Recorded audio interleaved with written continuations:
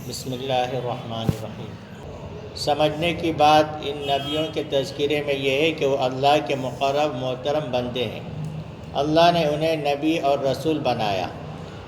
آپ ان میں اللہ تعالیٰ کی عبادت و اطاعت و فرما برداری آخری درجے میں پائیں گے۔ ایسا نہیں کہ اللہ کے نبی اور رسول ہیں تو انہیں چھوٹ حاصل ہے، رعایت مل گئی ہے، جیسا عام طور سے ہوتا ہے۔ فلاں صاحب کے لیے، فلاں کے بیٹے کے لیے بہت کچھ چھوٹ ہے، یہ خاص لوگوں کے لیے رعایتیں ہیں۔ یہ سلسلہ سراسر ظلم و حق تلفی ہے۔ اس میں کیا بتا رہے کہ نبی کس کو بولتے؟ نبی کس کو بولتے؟ نبی کہا جاتا ہے اللہ کے خاص بندے، جن کو اللہ تعالیٰ کی طرف سے جن کے پاس حکم آتا اور وہ پھر انسانوں تک اللہ کے حکموں کو پہنچاتے۔ وہ ایسے خاص بندے ہوتے ہیں کہ وہ ہمیشہ گناہوں سے بچے رہتے ہیں، ہمیشہ گناہوں سے بچے رہتے ہیں، کسی بھی بڑے گناہوں میں ملوث نہیں ہوتے، اور وہ اللہ کی اطاعت و فرما برداری عام انسانوں سے کئی درجے زیادہ کرتے۔ ایسا نہیں کہ اللہ تعالیٰ کے خاص بندے ہیں اس لیے ان کے لیے چھوٹ ہے، جیسا کسی کو نماز معاف یا کسی کو روزہ معاف، اس طرح سے نہیں، بلکہ عام مسلمانوں سے کئی درجے زیادہ وہ اللہ کی اطاعت و فرما برداری کرتے۔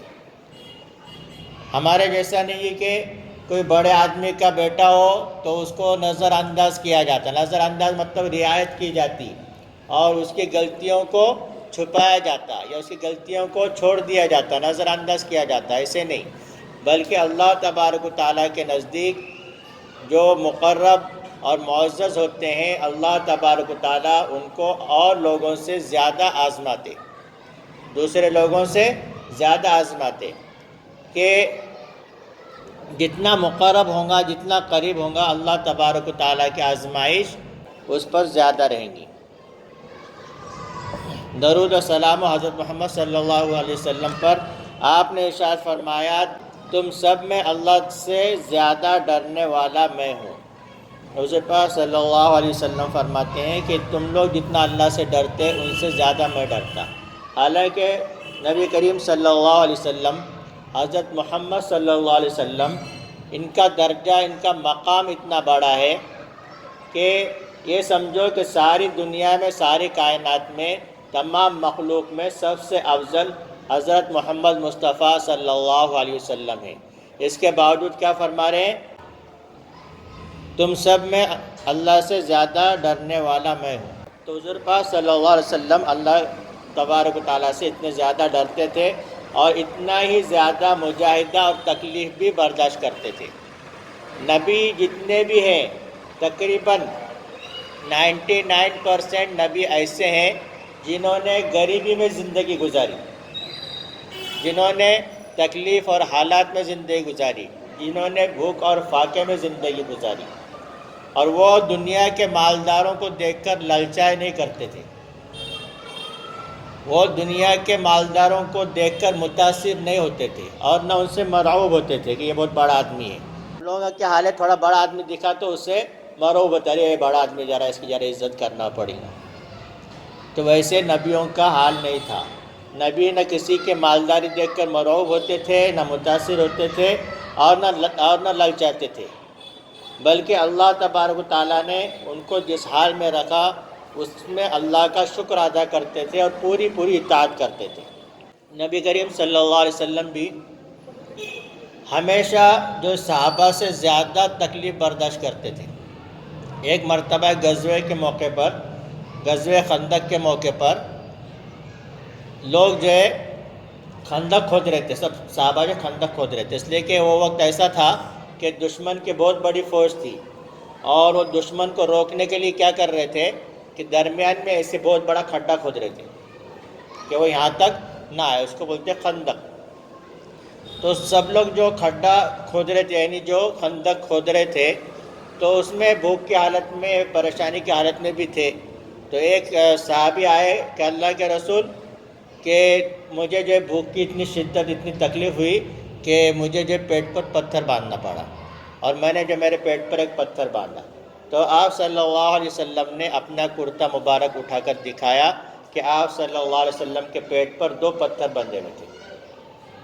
تو معلوم یہ ہوا کہ وہ بڑے رہنے کے باوجود اور اللہ کے نبی، اللہ کے خاص رہنے کے باوجود وہ صحابہ سے ہر قسم کی تکلیف برداشت کرنے میں آگے رہا کرتے تھے۔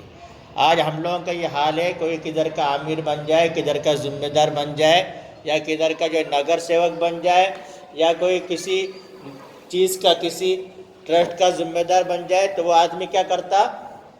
ہر قسم کا آرام خود کے لیے رکھتا، ہر قسم کی تکلیف پبلک کے لیے رکھتا، ہے کہ نہیں؟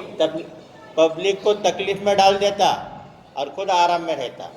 لیکن حضور پاک صلی اللہ علیہ وسلم نے کسی بھی جگہ پر صحابہ کو تکلیف میں ڈال کر خود آرام نہیں فرمایا۔ تو یہ انبیاء علیہ السلام کی صفت ہوتی ہے۔ تو اس کتاب میں یہی بتایا جا رہا کہ نبیوں کی ان کا جو مقام ہے، نبیوں کا جو مقام ہے بہت اونچا مقام ہے، اس کے باوجود نبی اللہ تبارک و تعالیٰ کی بہت زیادہ اطاعت و فرما برداری کرتے تھے۔ ان کے مقام کی وجہ سے ایسا نہیں تھا کہ وہ اطاعت و فرما برداری نہیں کرے تب بھی چل جائے گا، ایسا نہیں تھا۔ تو ہم لوگ جو عام انسان ہیں، تو ہم لوگوں کو کتنا زیادہ اس بات کا خیال کرنا چاہیے کہ ہم اللہ تبارک و تعالیٰ کو راضی کریں اور اللہ تبارک و تعالیٰ کی اطاعت و فرما برداری کریں، اس لیے کہ ہمارا تو مقام بھی نہیں ہے۔ آ رہی بات سمجھ میں؟ تو کون کون اللہ تبارک و تعالیٰ کی اطاعت و فرما برداری کرنے کا ارادہ کر رہا؟ اس میں سب سے بڑی جو اللہ تبارک و تعالیٰ کی جو اللہ نے جو احکام نازل فرمائے، اس میں جو اہم ہے، جو ہمارے دین اسلام میں سب سے اہم جو رکن ہے، وہ کیا ہے؟ نماز۔ تو نماز کسی حال میں نہیں چھوٹنا چاہیے۔ نماز ہم پابندی سے پڑھیں گے تو انشاءاللہ باقی اعمال کو بھی دل چاہے گا۔ اللہ تبارک و تعالی ہمیں عمل کی توفیق عطا فرمائے۔